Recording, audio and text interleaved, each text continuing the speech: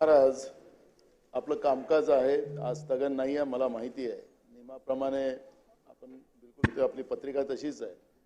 पण राज्यामध्ये ज्या परभणी आणि बीडमध्ये झालेल्या घटना या खऱ्या अर्थानं सरकार आल्यानंतर घडलेल्या घटना आहेत अध्यक्ष महाराज. आणि काल परभणीमधला एक त्याच्यामध्ये आंबेडकरी विचाराची चळवळ लढणारा एक कार्यकर्ता त्या ठिकाणी मृत्युमुखी पडला अध्यक्ष महाराज. या संदर्भातल्या सगळे प्रस्ताव जे आहेत ते माझ्याकडे आल्या, सूचना आल्या आहेत. त्या संदर्भातला निर्णय मी देईन. आपण स्वतः माजी विधानसभा अध्यक्ष राहिलेला आहात, आपल्याला नियमाची संपूर्ण जाणीव आहे. आपण स्वतः आत्ता म्हणाला आहात की हे आज शोक प्रस्ताव असताना घेता येणार नाही. त्यामुळे मला वाटतं ह्या विषयाचा मी निर्णय दिल्यानंतर आपण बोलू. बसा दाना बसा. नाही पण तुम्हाला अध्यक्ष महाराज, मी तुम्हाला मदतच केली अध्यक्ष महाराज, मला माहिती आहे. पण घटना अध्यक्ष महाराज, सरकार अस्तित्वात आल्यानंतरच्या घटना अध्यक्ष महाराज आणि आंबेडकरी जनतेमध्ये आणि बीडमध्ये झालेल्या घटनेचं अध्यक्ष महाराज पूर्ण राज्यामध्ये हाहाकार माजलेला आहे अध्यक्ष महाराज. आपण कस्टोडियन आहात आमचे अध्यक्ष महाराज आणि आपल्या माध्यमातून आम्हाला न्याय मिळेल अध्यक्ष महाराज, राज्याच्या जनतेला न्याय मिळेल.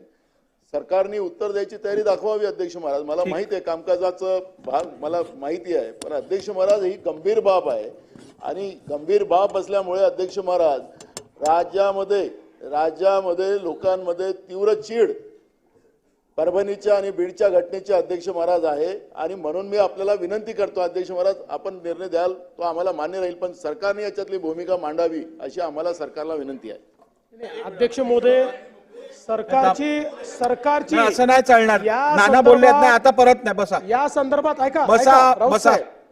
या संदर्भात ऐकून घ्या.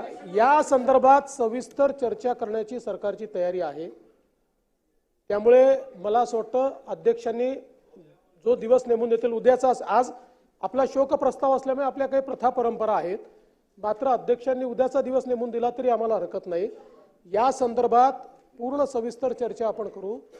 दोन्ही घटना अतिशय गंभीर आहेत, त्यामुळे निश्चितपणे त्याच्यावर चर्चा करू. त्याच्यावर सरकारने काय कारवाई केली ही देखील आपण त्या ठिकाणी बघू. आणि विशेषतः परभणीच्या घटनेच्या संदर्भात मला या निमित्ताने सर्वांनाच अपील करायची आहे की संविधानाचा अपमान कोणीच कधीच सहन करणार नाही.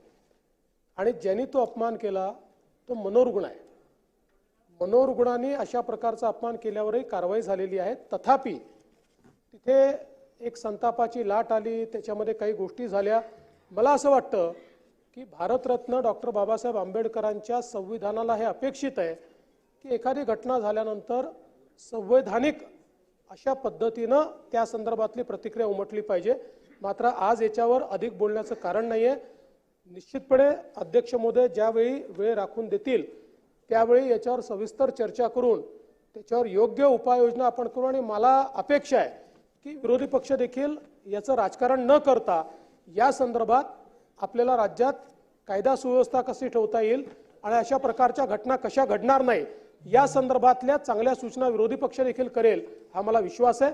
म्हणून आपण जेव्हा नेमून द्याल त्यावेळेस याची कारवाई करता येईल. आज अधिवेशनात